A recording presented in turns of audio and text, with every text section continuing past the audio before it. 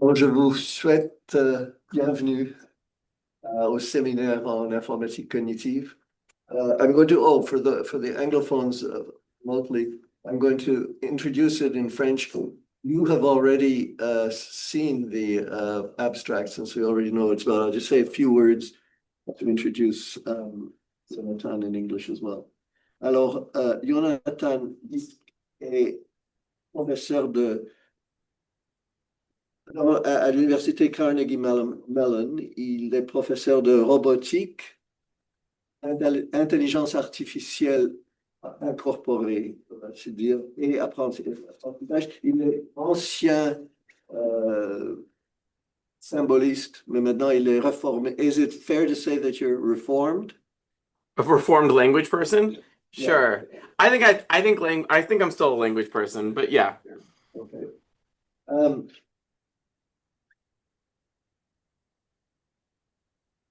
Il est, il a été au Centre Réal, Center Robotics, Embodied AI and Learning. Et puis sa recherche porte sur l'ancrage symbolique et la vision, l'action et le raisonnement dans les milieux physiques. Je ne parlerai pas de son passé avec son doctorat.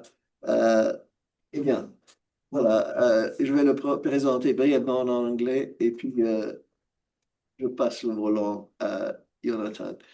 Yonatan BISK is a professor in the department of, what department is it actually? Language Technologies Institute, and then I have a So courtesy that of is called robotics. that? It's Yes. called, okay, yeah. The Carnegie Mellon's University's Language Technologies Institute and Robotics Institute, where he founded the real center by the same name. His talk is on embodied language. I'll let him explain to you what embodied means. And the sub-theme is, and it's very important now, for two reasons, partly because we're in the 75th anniversary of the Turing test, which is asking for a candidate to be able to do what ChatGPT can do. So he's interested in evaluating LLMs like ChatGPT in the real world, with the emphasis on the real world. With that, I invite Yonatan to take over the driver's seat. Awesome. Thank you. Thank you for the invitation. Thank you for those joining. I would say in person and online, but I'm online, so we're, a mix as well. So the title here is Embodied Language for Evaluating LLMs. There's kind of another secret title, which is just that symbol grounding is still hard. And specifically, I'm going to sort of articulate why I think that's most interesting in the context of the embodied space. So to give you a sense of kind of where I'm coming from, I'll give you an overview of my lab and then dive into my thinking. So my lab is basically split into three groups. So I have students who think about generalization, reasoning, cog sci. I have students who think very directly about robotics, and then I have students who think about human-robot interaction, uncertainty, and calibration. And I think of these as all being necessary components of trying to tackle this question of connecting language to the real world. So my not so secret agenda here is to convince you that you also want to do robotics or embodiment or something like this. So why embodiment? It's because I care about language.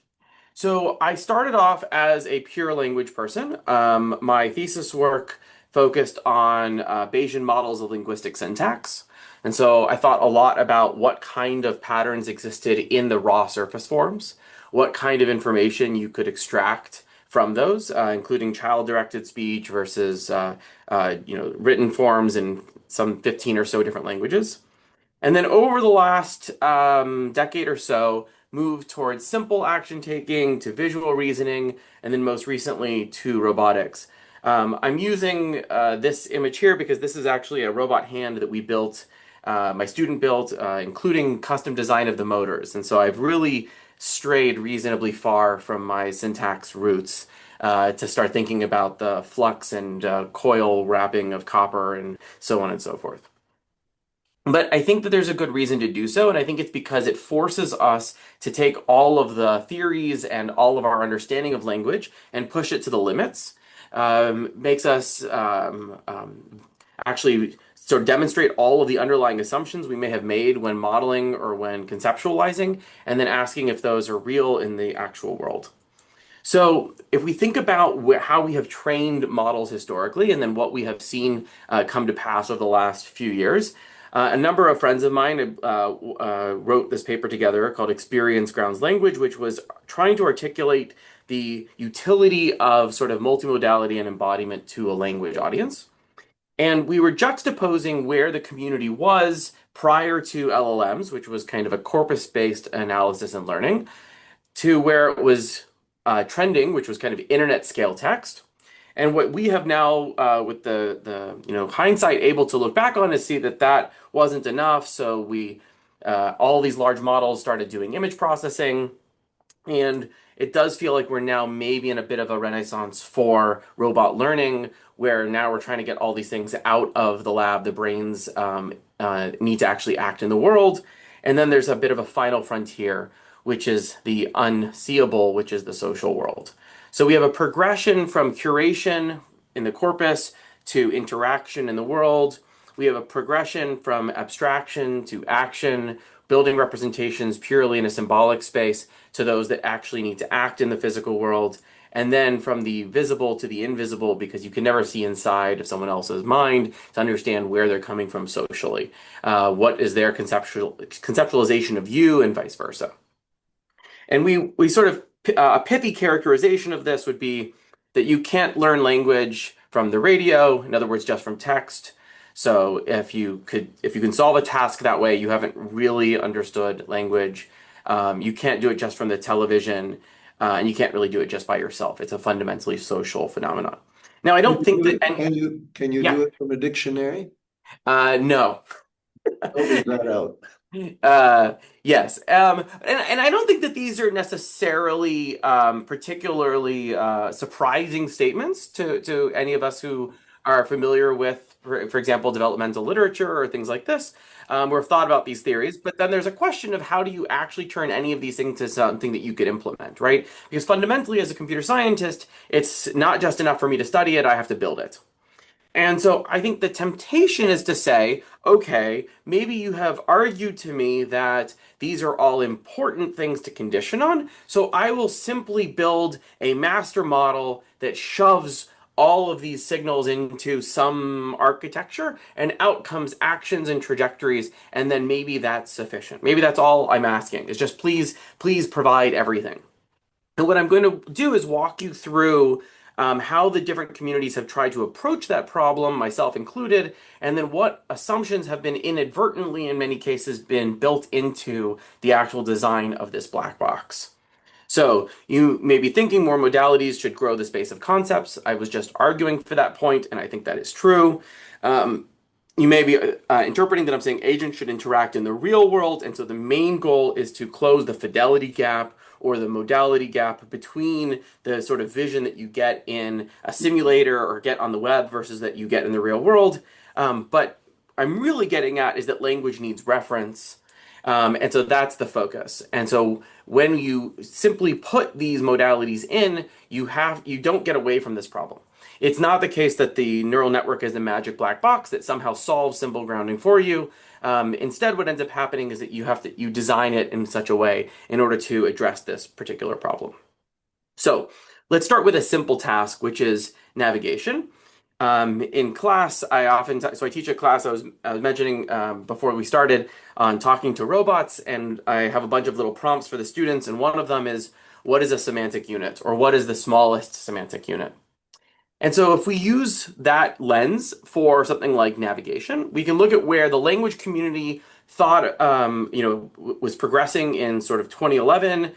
This is an example from Chen and Mooney, AAAI, where you had language instructions for moving through a maze.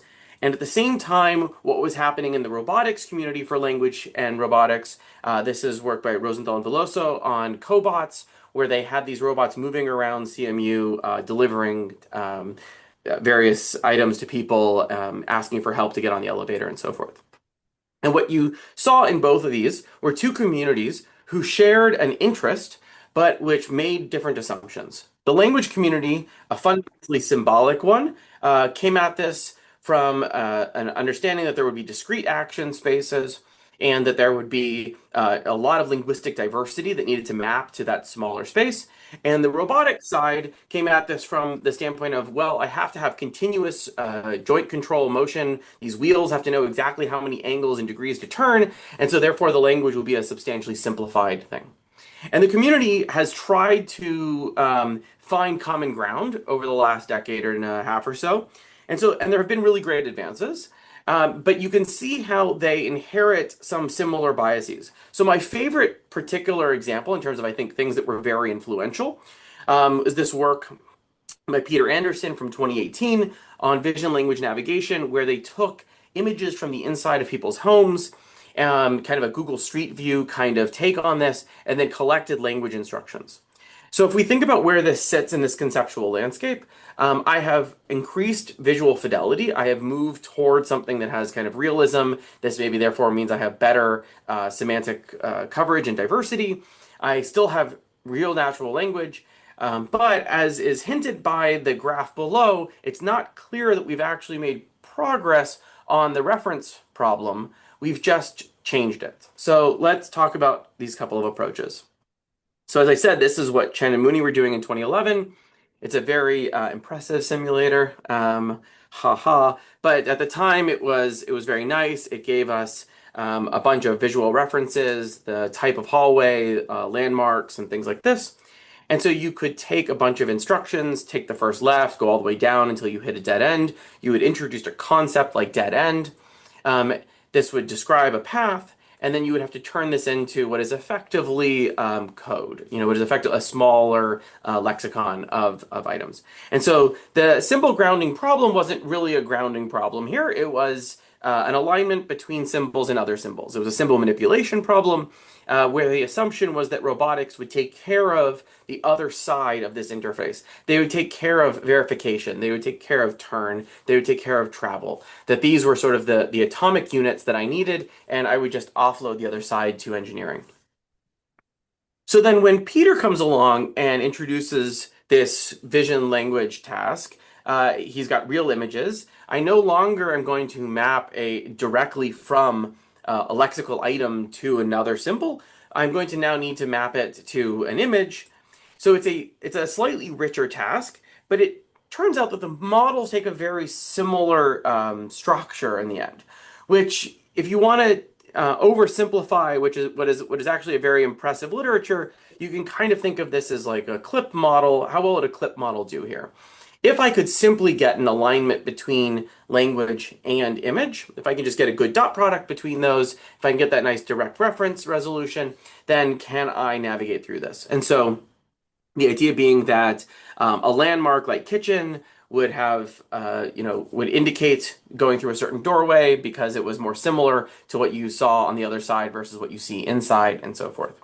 So I think this takes us a baby step forward. And there were a bunch of innovations that happened in this space. I'm not going to go into all of them, but I'm just calling out a few of the early ones that I think were really interesting in terms of augmentation of the visual domain, improvements in the search algorithms, improving the ability to do the alignment between the two modalities and so forth.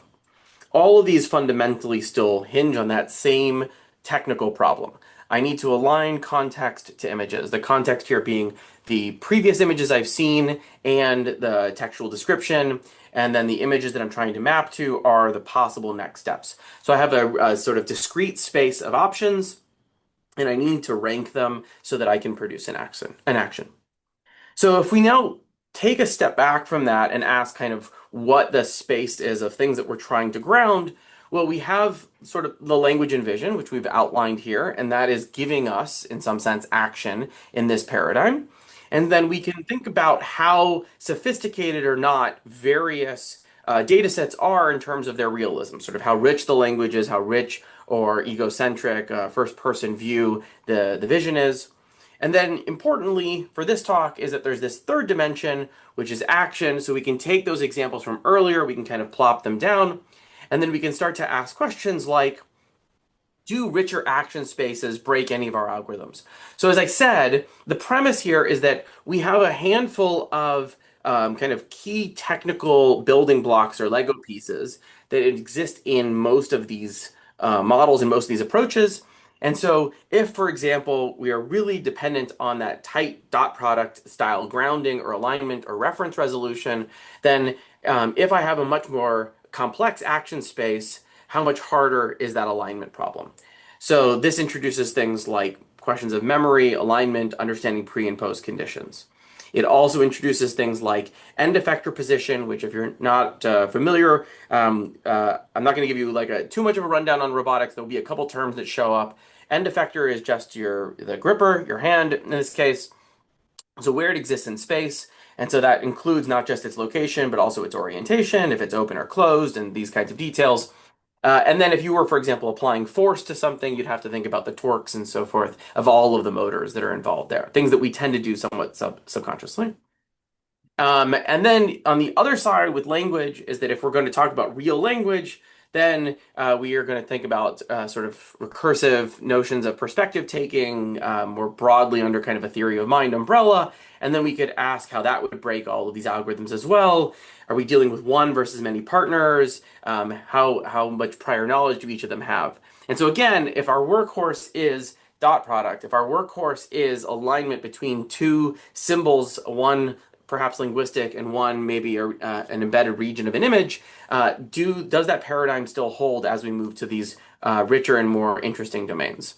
And importantly, from my perspective, because at the end of the day, I'm still a language guy, is do these change or inform language? So we want to get here. So some older work of ours tried to look at the space as I've just described it and take a baby step in this direction. And this was this work called Alfred. And the idea was, okay, I want to start to pull apart a little bit. I want to get away from that nice, tight, easy alignment problem. And so I'm going to have, for example, a high-level goal. In this case, you're seeing the description, place a warm slice of bread on the counter, which does not have direct correspondence to a set of low-level actions. And then I'm also going to try to enrich the action space just a little bit. So I'm not going all the way to robotics, but I'm trying to take a step in that direction. And so let me just give you a sense of what that looks like. So this was done in simulation, which is a bit of a cheat code, but oftentimes a very useful one. And you can see that it's picking up objects and moving them around the house in what is maybe not the most natural way, but nonetheless. And so we can ask about a number of dimensions that we might care about. So as I said, the main focus was in the community was fidelity. So we said, oh, well, how realistic are these images? How broad is the semantic space of the visual domain? There's the actions, as I was outlining a second ago. So are we just doing navigation? How do we move past that? What are the roles that the agent can take, and what is the role of the human in this space? And so I'm going to talk about why this is such a limited piece of work that we did. It was in simulation. So while we feel like it was an improvement, it doesn't really address that. We did navigation and we generate masks on the images for interaction. I'll explain that on the next slide. But that means that we did not handle grasps. We don't handle what it means to touch something, what it means to feel something, which is a whole nother domain of meaning. We assume that the robot is a follower. It's never speaking, it's not engaging in an actual interactive dialogue, and so it's not handling those more interesting social aspects of language. And related to that, it's just receiving commands. So it's not a collaboration. And as I said, think of this not as a goal, but as a baseline, right? Our intention is to move to the right. So any new benchmark in the last few years should be better than this on any of these dimensions, ideally. And there are some nice examples of that. So let me just explain the action space for those who have not seen this before. So I said it's a follower taking a command like wash the cup. So what does it mean to translate wash the cup into an action? Well, it means that you have some first-person view of the scene. You have some set of discrete actions like put in, but the conceit or the thing that we added to make this a little more realistic was that you needed to produce a mask over the basin of the sink that indicated where it was allowed to put the object. And so this meant that the system had to have some basic physical understanding or functional understanding of the objects. This becomes harder, for example, with toggle. In this case, you need to toggle on the faucet. It's a very small region of the image that you're working with, so that you would then get this state change. And as I said, these are simulated, so this is very simple asset, simple environments.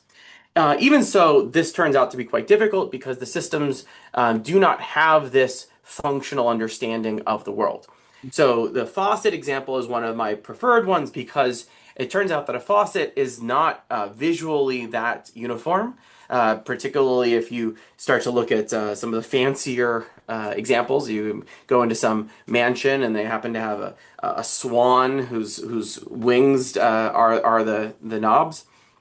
So the visual similarity is not enough. The sort of positional functional similarity is what's key here, and that doesn't tend to trip up humans because you understand all of the context in which this resides. It's metallic, perhaps. It's sitting near a basin. It's within a sink, or near a sink. It's inside of a kitchen, and so you're using all those clues in order to build the representation that then aligns to the action.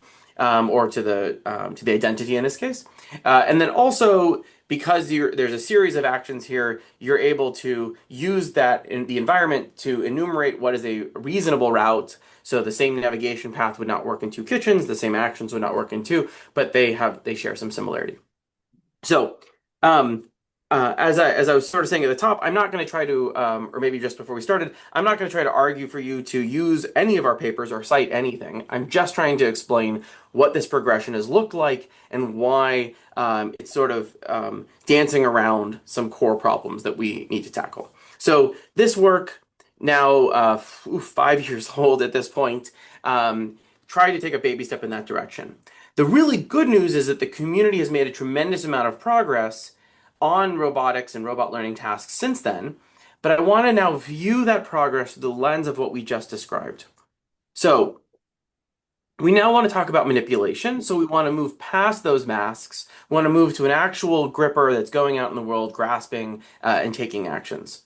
So one of the first nice results of using a language model in this space was this work, Prog Prompt, by Ishika Singh at USC, where she used the language model to basically write Python-style code in order to explain what actions to take.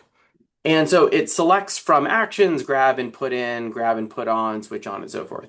And so while it is going to interact in the real world, while it is going to take actions, you can see that the reasoning is very similar to the Chen and Mooney type of stuff that we saw from 2011. It's a fixed set of actions that I'm assuming that there's some interface, and the engineers on the other side will take care of it. I'll focus on selecting from those symbols and simply rearranging them. Now, if we go to the robotics community, we say like, okay, well, how were they thinking historically about trajectories and so forth and the social implications of it? We could use something like Anka Dragan's HRI paper from 2013, which describes this notion of legibility, where she generally takes the concept basically of pragmatics as we may be used to it in language and applies the same concept within robotics, where she talks about how one trajectory is ambiguous, so versus another trajectory that is maybe exaggerated, clarifies intention, and so how the actual shape of the sequence, the position of the sequence in relation to the objects in the environment is conveying a lot of nuanced information. So again, in the same way that we started in navigation by saying, well, we had language people really geared towards symbol to symbol, and we had robotics people being like, I got to figure out the low level. There's a sort of parallel here. I'm oversimplifying, but basically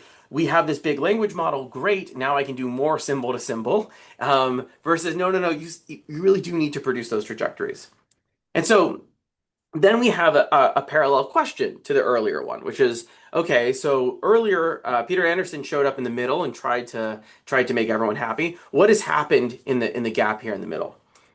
So one thing we've done is, for example, the OpenX consortium, the Open Cross Embodiment consortium of roboticists, have all tried to get their data to work and be interoperable with other people's data.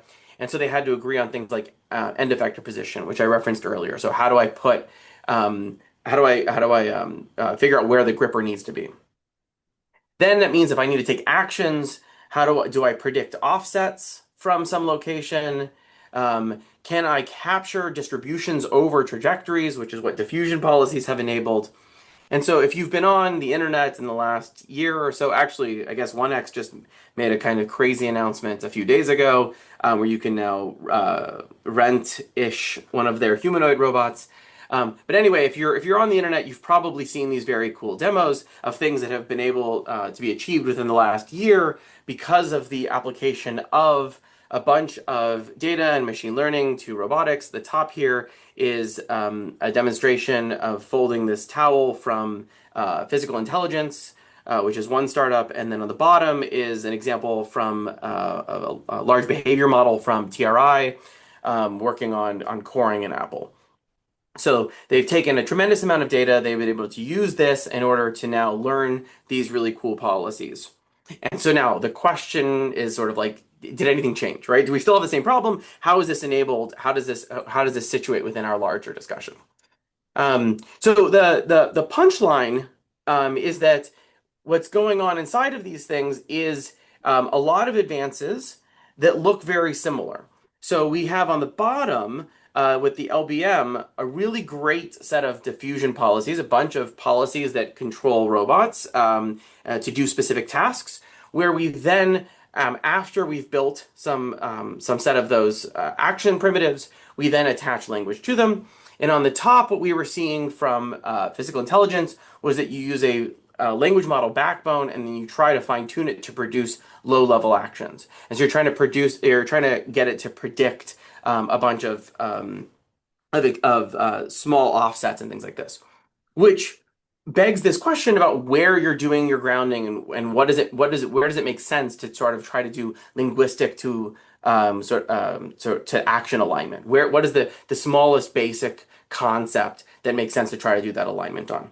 Okay, so I'm going to not show you that many results, but I'm going to try to show you a handful of pieces of work that continue to demonstrate this recurring problem in a few different domains and why it's sort of not solved and what's interesting about it. So let's start with space. This is what a robot sees. This is a SLAM map, a map that's come out of simultaneous localization and mapping. I have a bunch of depth cameras. I'm able to figure out where the boundaries of objects are, and then I'm able to create some dense metric map of this space. So I know how far it is from one place to another.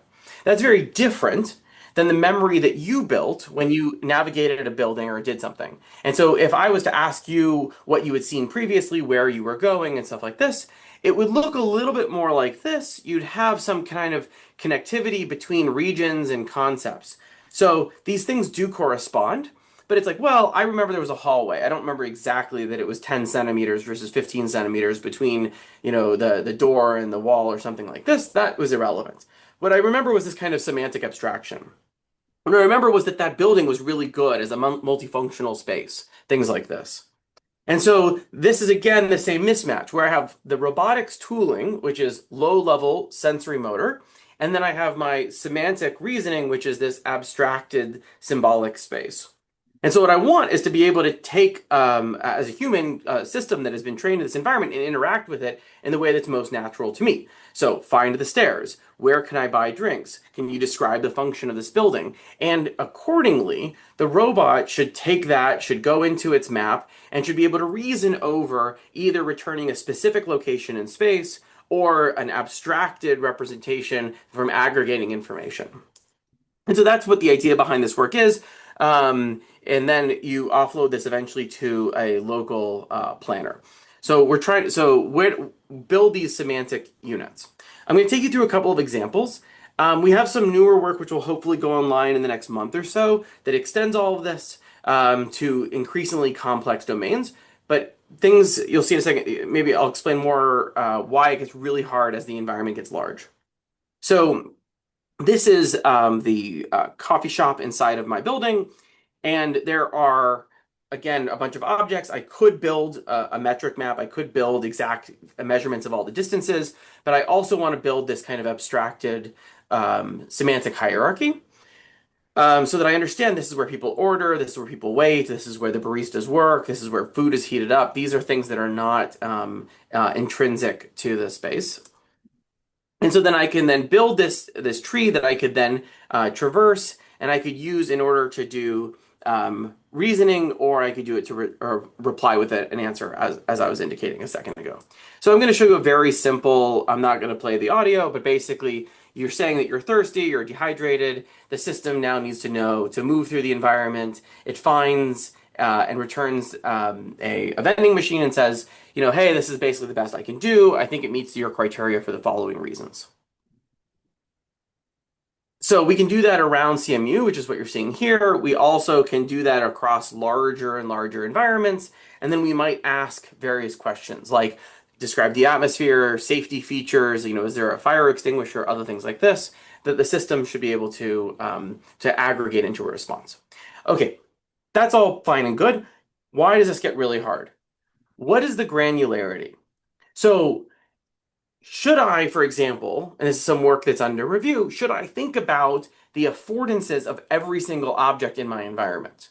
So the temptation of putting all of the reasoning on the symbolic side is to basically build out an arbitrarily deep and expansive graph where I now have a node for every single object in my environment, its location, its relationship to other things, whether or not I can pick it up, how, you know, what it's used for, and so forth.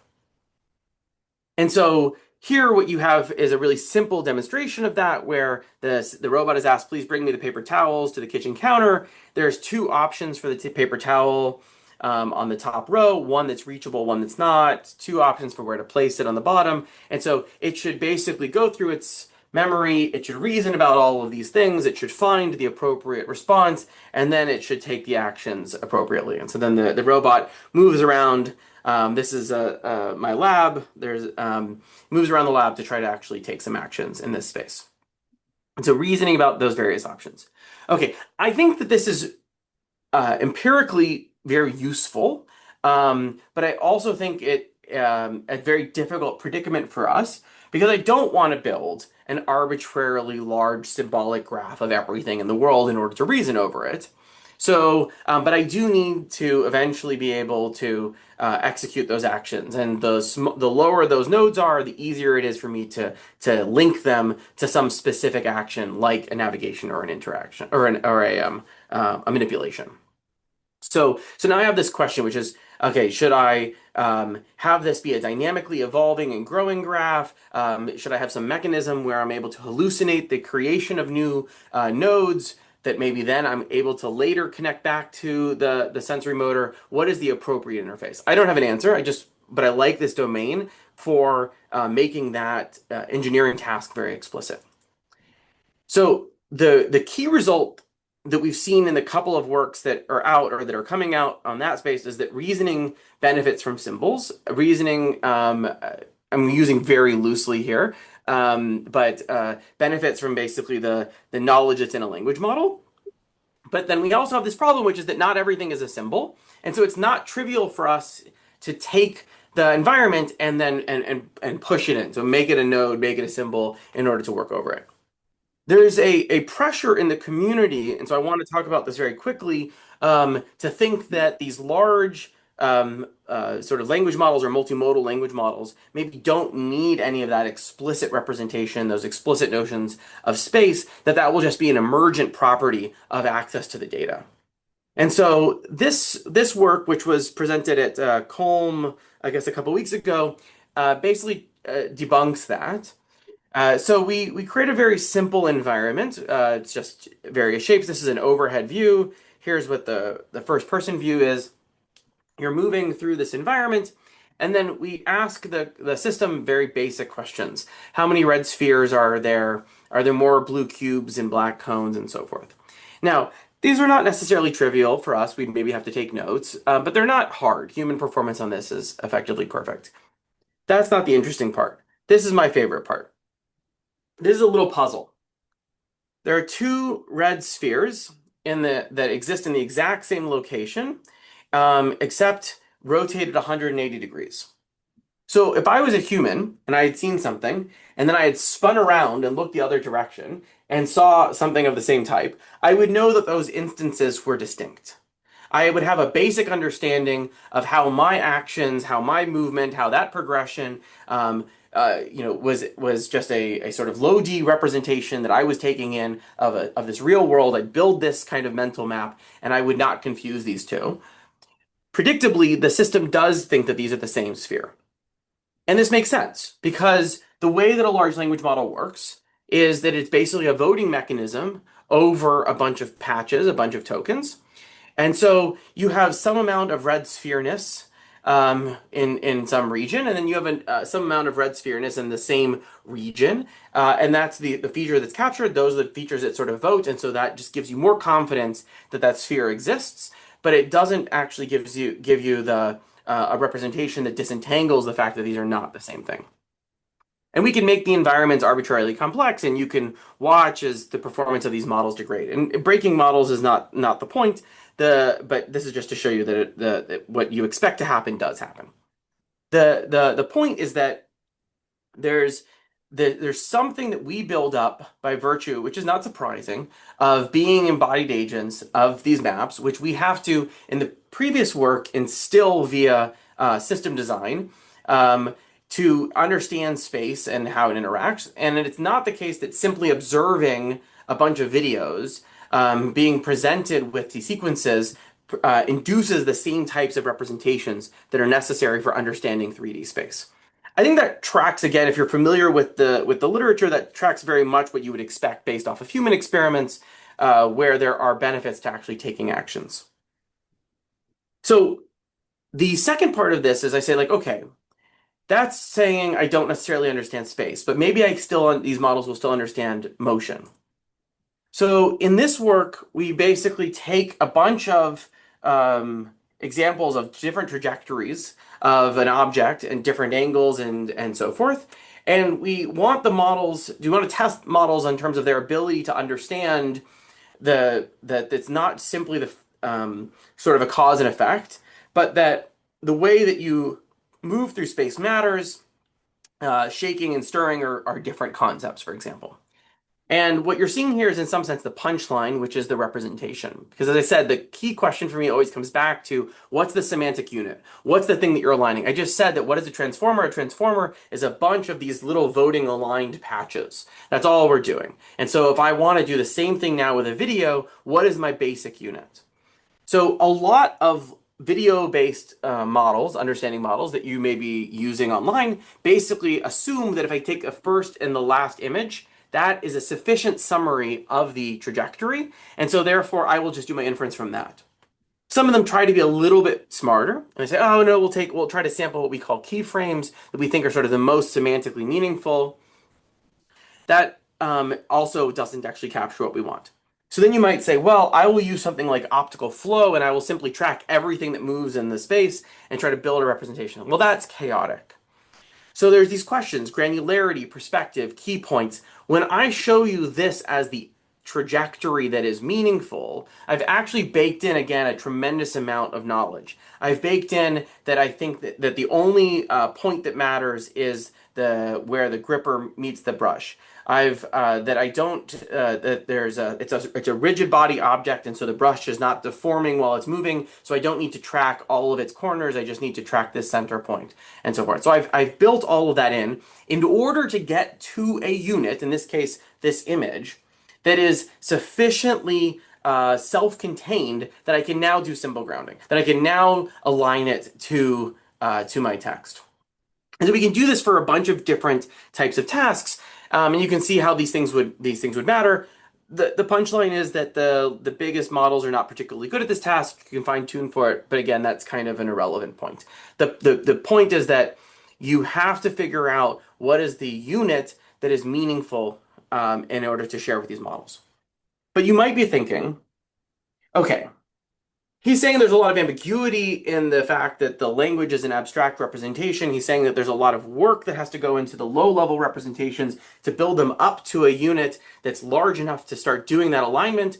I can just take a bunch of demonstration data, I'll learn directly from that, and that will resolve my ambiguity. And so I want to very quickly touch on the fact that that's not the case, for perhaps obvious reasons once you see it. This is some other work from about a year or so ago where we have a human demonstrating an action and then a robot learning from it. And then what we ask is how well you can do cross-object motion transfer. So I'm going to take the motion that I learned on one object and apply it to others. And if you're seeing what's going on the right side, you already know the punchline. So I will go through this quickly. I've turned a can upright. I now have a cup. What is the correct thing for me to do? So it's the motion trajectory doesn't actually tell you that. If I was to now replace this with, in this case, a stapler, a little rolling pin, and ask what the correct thing to do is, again, it's not resolved. Because the motion trajectory itself was not actually what was going on. There was a social sort of shared context that indicated, for example, something about the canonical orientation, the goal of cleaning up, so on and so forth. All of that was presupposed in order for the demonstration to actually make any sense. Now, don't get me wrong, the robot does successfully turn a stapler on its side. It does successfully turn a banana upright.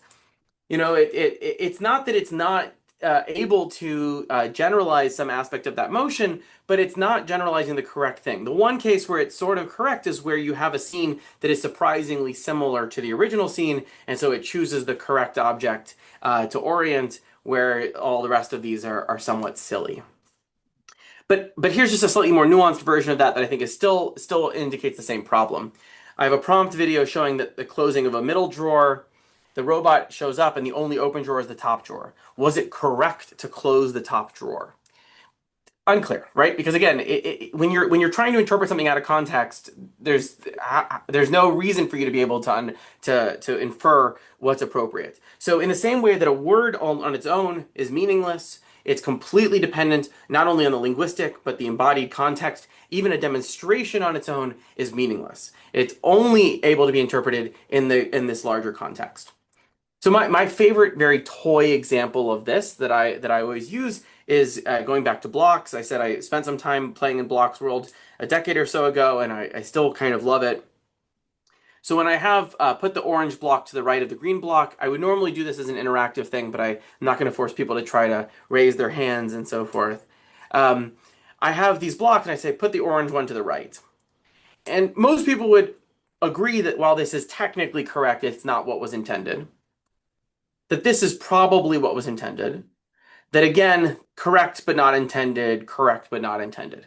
So this is just I think like a bare minimal example of this notion that the action, the demonstration by itself is meaningless. The social pragmatic context is necessary to even understand this simple thing. And so if I'm collecting a bunch of data that I'm going to train some robot with, put the orange block to the right, and then I tell you that the answer is 0.35 or whatever it is on the x-axis, this is a meaningless statement because we no longer have this discrete grounding. We can't simply attach right to a primitive called right, which would make this easy. We have to actually understand how to infer this point. Okay, I think I'm probably running close on time, so I'm gonna just touch on a couple things very quickly. The notion of social reasoning is very hard, and it's its own huge can of worms. I want to present one quick result for the language model critics, and then I'll try to wrap. So the notion of theory of mind is oftentimes discussed in terms of the Sally Ann task.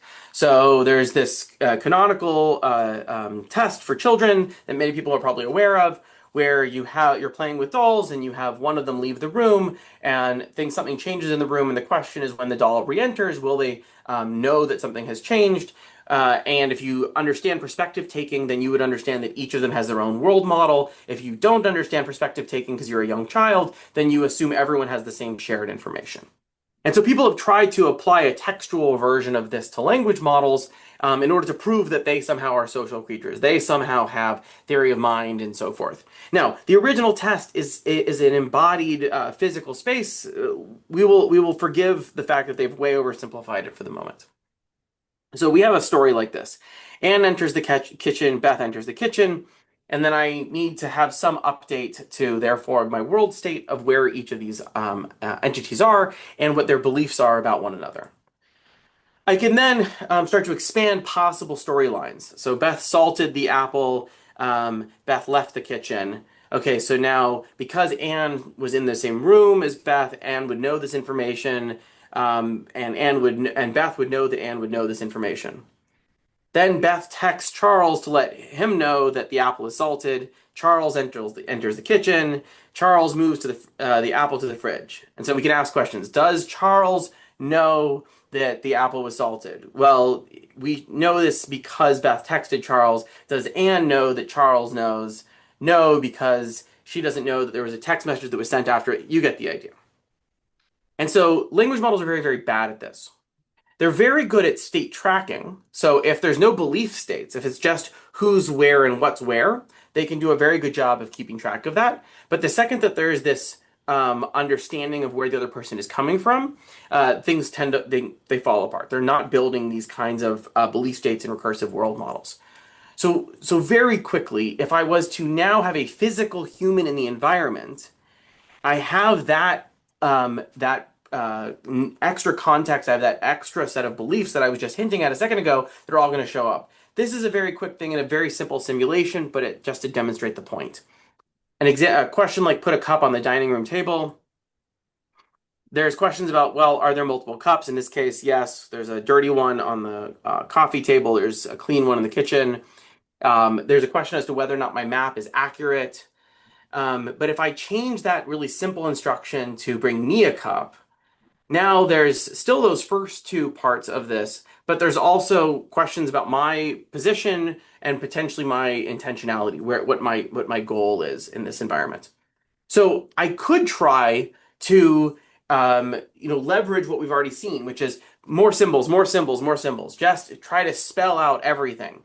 This is exactly the cup that I want. You're not making any inferences based off my physical location. It has these exact descriptions, which you'll be able to ground visually. This is the exact location that I'm going to be, which you'll be able to do a nice tight alignment for. Basically moving back to that initial paradigm, which is, can I get that nice dot product, a nice grounding? Or what we could do is that we could start thinking about this as a more naturalistic embodied task where I have to reason about what needs to be said, what's implied by action, how the map is changing, and what ambiguity is implied there. So I'm putting our example tasks from earlier on the left, vision, language, navigation, very explicit language representations, Alfred, these underspecified, but still simplified action spaces. So here, bring me a cup, I'll be taking a bath. Where's the cup and in which bathroom are you going? How closely should I follow the human to determine which bathroom? Because there's some notion of ambiguity which is going to be resolved by my understanding the fact that you've indicated your intent. And so therefore, as you move through this environment, there will eventually be a point where the ambiguity is resolved. Am I not detecting the cup? Is that why I don't know where to act? Did the human move it? Is there some notion of my state that's gone? Should I keep searching? All of these sources of ambiguity start to emerge. All of these sources of implication, both temporal and spatial, start to emerge the second that a human is in this environment, and I have a slightly more realistic language instruction than the very explicit enumeration of instructions that we saw earlier. Now, the following video is a little bit dizzying. It's just the simulation running of the robot deciding that it has gotten to a point where it now knows which room the person is going into, and so therefore it doesn't need to resolve any further.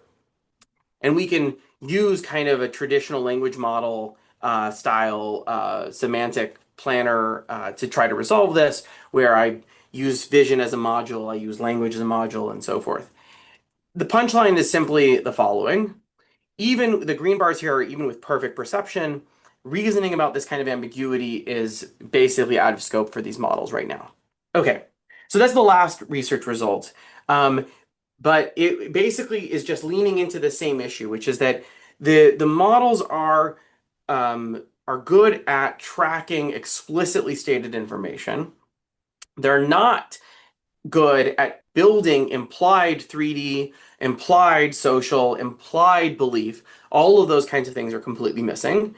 And without those, you can't actually build representations of the meaning of most of these words because these words are inherently connected to that. I think a lot of people are like, well, but these models work so well. Otherwise, and it's not, I'm not going to get into in this talk. We have some work that maybe questions that assumption, but let's just summarize here. Space, trajectories, demonstrations, the social context, all of these are either continuous valued real world interactions or social sort of understanding and belief states, which we're trying to then map to something discrete or something symbolic, a semantic memory, a target trajectory, an implied semantics, resolving this ambiguity.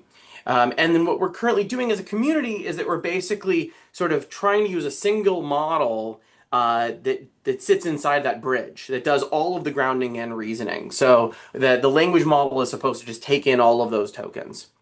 And so then if we kind of juxtapose this with what I think is maybe very intuitive for all of us, which is how did you learn about the world? How did you build your initial representations? For example, from playing, eventually from working with a teacher, and then obviously from reading a lot of books, you had the three very different types of information. You had this kind of multimodal continuous interaction, you had this embodied social interaction, and then you had abstract symbolic knowledge. And the progression is basically left to right. It's basically one of building up concepts and meaning in that sensory motor space, and then understanding the social dynamics for refining it, and then eventually getting to that abstract knowledge via labeling, and then eventually books. And what we're doing with all of these models is effectively the opposite of that. So I didn't go into VLAs very much, besides just to demonstrate some cool results that others have put out. But there's this assumption that I can use that language backbone in order to eventually get to the other space. And I think that when you actually sort of analyze all this, it calls into question whether or not that's a good idea. So with that, I will close here. Thank you for listening, and basically try to just convince you that it's really fun to think about embodied spaces because it's continuous. And so you can look for where the concepts emerge, where the symbols emerge throughout that, and then ask whether or not you've actually addressed the symbol grounding problem or you've just hidden it somewhere in the model. So thank you, everybody. Thank you very much. If everything goes the way that it usually does in the discussion session, there's a little bit of hesitation and timidity. But no, good. John, you're on. Can I ask a question? Yes. The Steve Hannett is a well-known scholar working on grounded symbols, and I enjoyed the talk. And I'm also a robotics guy, understanding that robotics is difficult. And I'd like to raise a point. I have been working on conscious learning for many years. And you did not mention consciousness. I understand that every machine learning guy try to hide away from consciousness. But I just get to a key point that might be what I call a flood of misconduct in AI or machine learning, which is I did not invent a term. The term is invented in statistics called post-selection. Now I try to apply to your case. Suppose that you have a student, a very smart student. He tried 20 times, and then he found out that maybe I can choose 10 of these cases to write a paper with. Then he created a plot that you generated, like evaluating LLM embodied spatial reasoning. Now, you did not know whether he post-selected. He probably discarded some data that's abnormal, that's accident. And I provide something that Professor BISK wants. And he provided you something you want, but it's not real, because real would have like many cases, 10 cases that does not fit what you want. So this is called the post-selection. In biology, it's called the p-hacking. And how do you comment on this trend? If you did, you're not guilty, because so many people are guilty, all right? So how do you comment on this kind of observation? So I think there's a few pieces to that question. And I think part of it is actually some of the difficulty. So I want to kind of maybe come at it. There's like a practical robotics answer and a language model answer to it, which are maybe different. So in the one of the challenges in the language model space is that we, a lot of what we're doing is via APIs. And so it's actually, I think, worse than what you're describing, which is that I don't know if I'm always querying the same model because under the hood, the company could be changing things, they could be updating things, and so forth. And that can be done somewhat dynamically based off of the fact that they've seen maybe a growing interest in some topic. And so the claims and the trends are always going to be constantly shifting. And so one of the, I think, grains of salt you should take with everything that anybody presents with language models, particularly any closed language model, is that you only are ever seeing at best a snapshot in time of what that model could do, and there's therefore an argument that it's not indicative or representative of what the fundamental capabilities of that technology are. It's just that specific model at that specific moment.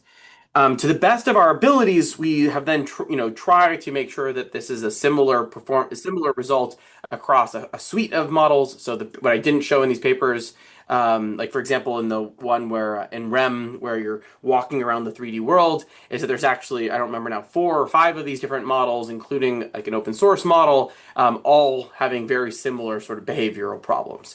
So that would hopefully resolve some of that concern. Now, the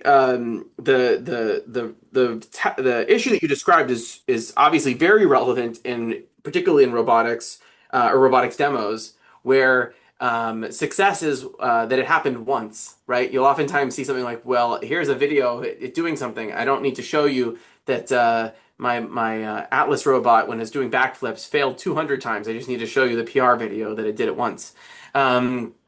Absolutely true. In all of our results, at least, we've presented all the failures and the percentages for all of those. And so I've hopefully we're as honest as we possibly can. But yes, you're absolutely right. It comes down to an issue of trust there. So in terms of those two domains, the physical domain, the definition of success is oftentimes that it was achieved at least once. You see this in the Gemini robotics paper, for example. They talk about how it did it once, even if it failed many times. We have tried similarly to include those failure statistics. And on the language model side, the best that you can do at the moment is try to run with a suite of models and show that the trends are similar, since you actually never can get true reproducibility or openness in terms of the science right now. And so I don't know that I've really fully answered your question, but beyond to sort of agree that it's a problem and that it's actually it manifests in a slightly different way in both these communities. All right, thank you. Thank you. Everybody else can raise their hands. Yes, we have one here, and I'll try to let you see. No, in fact, say something aloud and see if it's heard by Yonatan. Yes, thank you for the talk, Yonatan. Did you hear that? Okay, go. Yeah, perfect. I was wondering, in fact, in your researches, how you approach perhaps the temporal anchoring dimension. You did approach the spatial, which you cover in this talk. Yeah, so sorry, I don't mean to cut you off. The temporal domain is hard. So the only extent to which I address it at all is in some notion of the trajectory, but that's really just the sample rate of the trajectory that's drawn in the motif paper. But that's really still taking focusing on the spatial. The short answer is that I don't have a good answer. The short answer is that I really like the temporal domain. I think it's very hard. In practice, what ends up happening is that most of the community focuses on tasks that are semi or quasi-static in order to not address this problem. So what I mean by that is, if I'm doing, for example, a pick and place task, until my hand and the object interact, there's no problem. There's a moment of interaction where there will be some shifting based off of the exact application of the forces, at which point the grasp is, if it's sturdy, I can continue, I can then move, and everything is always stable, and so I can kind of pause at any point and I don't have to worry about it, versus doing something like a balancing task, which is much harder and more dynamic. And the second that you move to something that has those properties, it's something that actually experiences physics in that kind of way, then you have this question of what their temporal resolution should be. And the temporal resolution then also begs this question from a grounding problem, which is where is the semantic unit? The case that I like to argue, I don't have results on this at all, but the case that I'm particularly interested in is that of adverbs. So what I like about adverbs, so for example, I want you to do this slowly, carefully, quickly, gingerly, whatever the description might be, is a modification on the trajectory, the time, the manner, all these other kinds of properties. And so I think that a really interesting but very hard question is, how do you aggregate those small pieces to a point where you have a unit that can actually align to something like an adverb? But the short answer is that for the most part, the community is split into dynamic tasks like throwing and catching, where they don't tend to address this beyond that you need to have a controller that's fast enough to react. And they're not looking at a diversity of tasks where you would see a lot of these interesting phenomena from like a grounding and language standpoint, or places where they're quasi-static so that I can focus on increasingly long horizon tasks. And they really like the long horizon tasks. We all do, because once you can abstract into a symbol, then I can use symbols in order to do like a recipe and handle that long horizon. So basically, there's a long way of saying we, myself included, may be interested in it, but the community has largely ignored that challenge. Thank you. Okay, I'll ask a question now, but I want to alert Cameron Jones, who will be the next speaker, that I invite you to make a connection of some sort. No pressure. No pressure, but you have to do it right away. I'm going to ask a question. I, just as a naive layman, I would like to ask you what you mean by this thing you're calling symbol grounding problem. Well, I could see why you've never heard of the term. Okay, so I'm using it loosely in a couple different places. So I think that I think oftentimes what we really mean by it is referential semantics between a symbol and a perceptual signal or something like this. And specifically what we mean in the modern era is a dot product. So go ahead. Yeah, Okay. that sounds like what a lot of people mean by it. Yes. And I'd like to know, I know you don't like dot products, there's only one thing that can be disliked more than dot products is just association. That's Right. another complete non-explanatory thing. But let's take an example that you use now, an Yeah. adverb. Okay? And what did you say, gently? Yeah. Okay, so that is a word, right?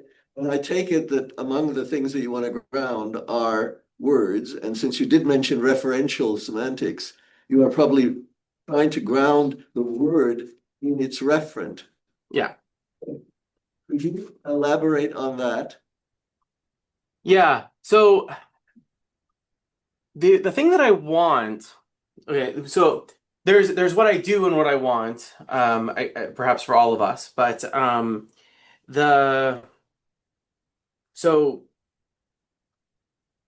the adverb is a case that I think about a lot, but I don't have a good technical answer to, which is why I talk about it so much. I think that the following is incredibly half-baked, but here's how I think. So I would like to be in a position where I have a representation space such that doesn't have to be literal arithmetic, but movement in that space corresponds to some corresponds in some way to the physical world or action in the physical world. And so in that paradigm, the notion of an adverb would be one where the same arithmetic could be applied in different regions of that space to have the same effect. So if I was to pick something up quickly versus if I was to stir quickly versus if I was to run quickly, the underlying motion primitive would be quite different. But in order for me to build a representation of the word quickly, I have to have something which can be translated to or be applied to all of those three different spaces and have the desired result. And so the challenge then becomes, am I asking for something? Am I asking for a space which enables a sort of higher order arithmetic that where the arithmetic operation is aligned with the symbolic concept, or am I asking for an embedding space or representation space that is innately or implicitly hierarchical in some way, such that I can then have language associations for things like color at lower level perceptual levels and adverbs at higher ones. The downfall of obviously anything that assumes hierarchy is that you will assume the wrong hierarchy or bias, and so therefore like that feels like a fool's errand, even if it from a computer science standpoint may be a very practical and useful way to approach these. And so then that then pushes me back towards the former, which is the desire for a representation space that suffers arithmetic of this kind. But I don't know what that arithmetic is. So, yeah. Okay. The same way that dot products and associations are produce an allergic reaction in you, there are things that produce allergic reactions in me, and for very similar reasons. You got very theoretical in answering right there. You were saying things about spaces and representations in spaces, et cetera, et cetera. Those are not very rigorous. Sure. So it depends on what I project onto it. Yeah. I think the reason that adverb is a linguist, I don't know if you're actually a linguist, but linguists are somewhat ambivalent about adverbs, right? If we classify the words that definitely need to have grounding, are the ones that have reference, okay? Yeah. But an adverb, gentle has a referent, right? You can see that's gentle and that's not gentle. You can do the same thing with gently, but you know this thing about language that actually there's an inflection on top of that, and that makes it different. And if you keep going on with stuff like that, you can also get into prepositions, which linguists are also very ambivalent about. Yes. Prepositions are yeah. Anyway, yes. So I can't give you an answer from an engine. Okay, let me rephrase it like this. I have a set of tools as an engineer that I can use. And so when I say representations and stuff like this, what I mean from a very practical standpoint is I have some embedding space at the moment that's neural. It may have certain distributional properties because I may force those onto the structure of the space. I have a soft spot for distributions because I was originally a Bayesian. And that I will assume or require certain symmetries or things like this to exist within that that learned n-dimensional space, and that must then abide by my expectations. That's so represent, and so under that. Under that structure or under that solution, I have no choice but to do dot products. Like I'm trapped, and so I therefore have to then have everything reduced down to it. The only hope that I have is that via, for example, the layers of a transformer doing detokenization, or something to this effect, that there will be enough contextualization of small atomic components within lower layers of the model in order to build a representation that is sufficiently abstract that it can then attach to or be manipulated by the linguistic space. But that, which may in fact happen, I don't know, but it does feel a little bit like crossing my fingers and hoping that data and parameters will save me, rather than a principled approach to it. Okay, I'm sorry that Art Glenberg left because this is that's one last question, and then I'll give Cameron one last chance to comply and make a connection. But it's another word that you mentioned that it really is important no matter what notion of grounding you have, and that's affordance. The one thing that's the one that is immune to being just cross product. Okay, what for you is an affordance, and how do you ground a content word, noun, verb, adjective, or adverb using affordance as the feature that distinguishes what is gently or not gently? What if I just said I like the question? So, so by affordance, I'm using it again in a couple different communities. So oftentimes affordance in the context of, like in robotics, oftentimes we're just talking about which parts of an object, are actuated. So, like the fact that cabinets have a hinge, things of this nature, and more generally then for tool use, the space of things for which it can be applied, which is again a sort of restricted definition of affordance. So I unfortunately don't think I can give you a clean answer to what would it look like for me to attach the desired properties of, for example, an adverb to the interpretation of a tool slash person to object affordance interaction in a general way. But that is obviously a requirement of the interpretation, of the correct interpretation of that original adverb. So I'm mostly just going to restate your question and agree with you rather than provide you an actual answer. I figured that you would, and that's fine. And this is I hope I'm deliberately asking critical questions, but I hope you don't think No, I don't mind it. This is literally, though, I mean, this is why I teach the class I do. It's basically just trying to make sure that the community is aware that these questions have existed from before they were born and will exist after I'm gone. But I'd like to understand them better throughout the course of my lifetime.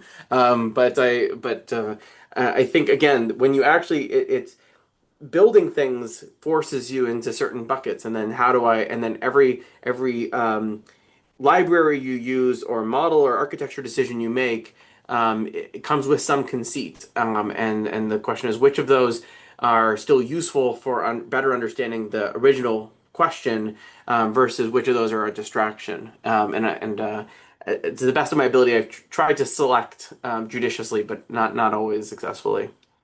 Well, I think I want to say that you have navigated the landscape better than most people can. So I really appreciate it. Did you have a question? Where? Thank you. Go ahead.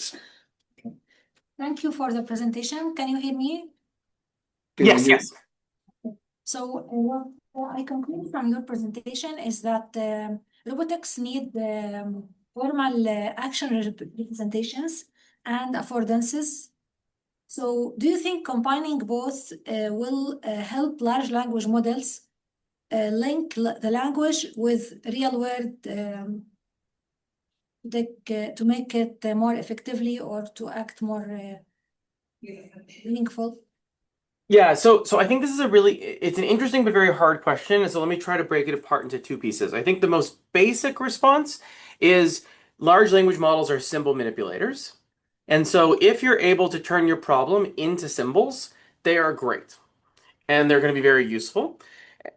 And so most of the success and progress we've seen has made that assumption. So that's why, for example, larger visual units, larger action units are useful because they are more symbolic. They adhere to the kind of combinatorics of composition in a way that is nice, though perhaps sacrificing certain aspects of the continuous landscape. So then the second part of your question though is like, okay, is like, well, I want to make the language model actually understand things or intelligent or have some embodied experience. And so to what extent is training on this data actually helping them with that?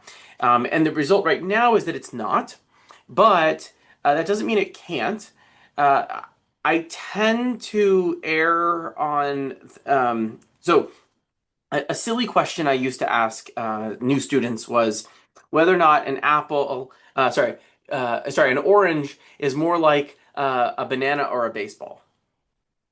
And it's like, well, if I was using a linguistic space, the orange and the banana show up in very similar contexts, and so I would expect that.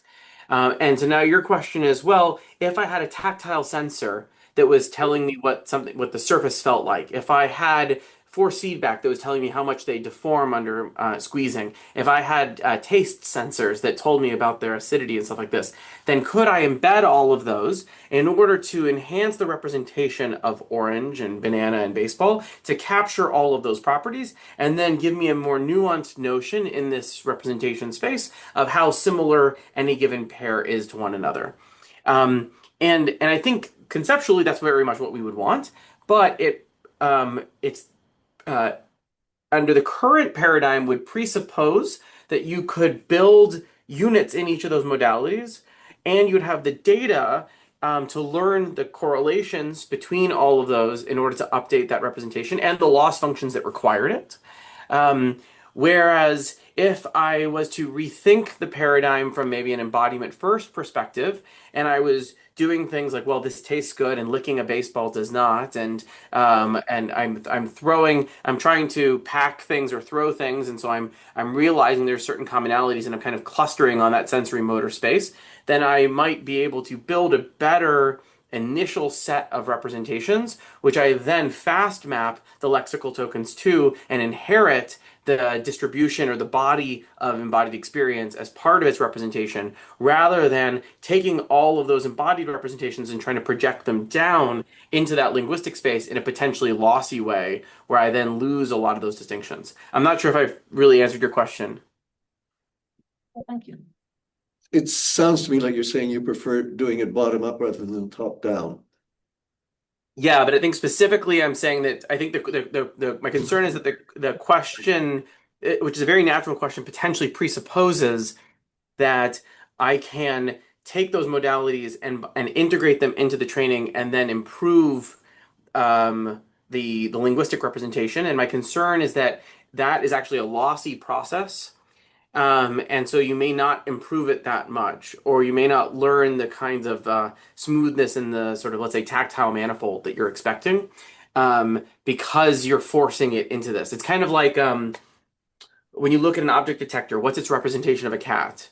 It's the set of features that are most predictive of cat, and so therefore it's the ears and the fur and stuff like this. It's not actually the full body of the cat.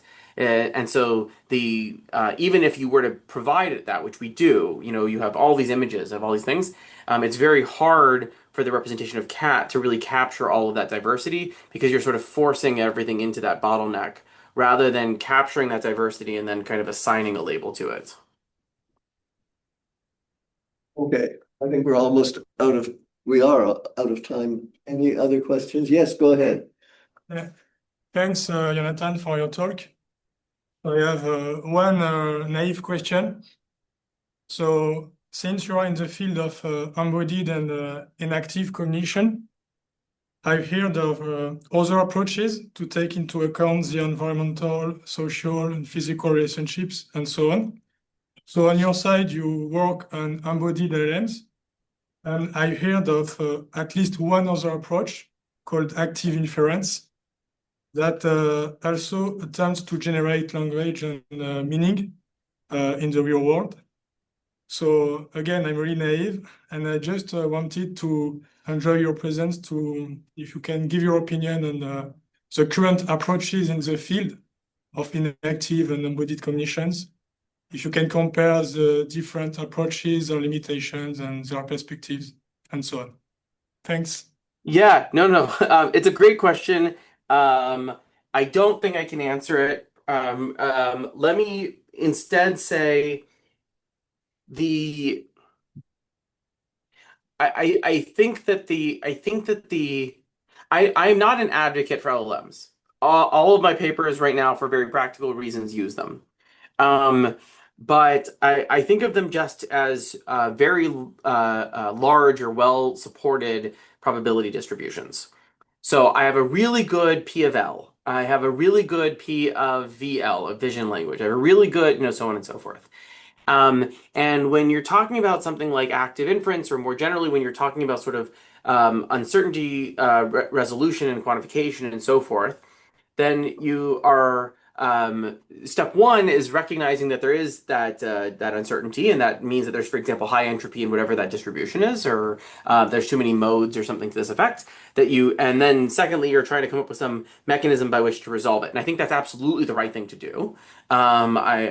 It's just that from a practical standpoint, because if I don't right now have a sense, I actually don't think the community has a good sense of what is in distribution and out of distribution for those P of L and P of VL that I was describing before. And so the runaway success of what you're seeing with LLMs, and the reason why there's so much energy and infrastructure being sort of spent there, is because there's still more stuff that's in distribution, and so people are trying to kind of hit that limit. And when they do, active inference or something like this may just 100% be the correct way to rethink things, because you will now actually have to do things where you are moving into regions that are not that you don't have support for, that you're trying to actively create almost your own curriculum wherein you are exposed to data that's necessary for your learning process and so forth. So that's a non-answer, sorry. That's basically just, I'm agreeing with you, but saying there's a practical reason why the high data support region is so popular right now. But not that it's correct. Okay, with that, I want to thank you very much for coming virtually to Montreal. And it was an excellent talk. Thank you. Mostly critical and negative, which is exactly what's needed now. And I hope you'll come back. And in fact, I hope you'll come back to haunt Cameron when he gives his talk, as he refuses to haunt you. It's okay. I'm not offended, Cameron. Sorry, no, happy to haunt. I just didn't want to interrupt. No, go ahead, interrupt. You still have 3 minutes. No, I very much agreed with everything Yonatan said. Yeah, I mean, I wasn't sure if you were asking me to talk about grounding in the context of the Turing test, or just like my views on grounding in general. Just to make a crosswalk from I think it's an advertisement for you. That's really what this is. Give everyone a reason to show up next week. I see. Well, I mean, next week I unfortunately won't be talking a huge amount about grounding. I'll be talking about the pure text Turing test. But yeah, I'll be arguing that I think it is fair that models have passed it, but that probably doesn't mean what a lot of people want to say that it means, i.e. that they're intelligent, or that they're, even that they display human-like behavior. Okay, that's great. In fact, I'm glad you made the connection with the Turing theme. With that, I want to thank Yonatan, both of you, and hope you're going to be back for the next one. Awesome. Good luck next week. Thanks very much. Really enjoyed the talk. Yeah. Awesome. Thanks, everybody.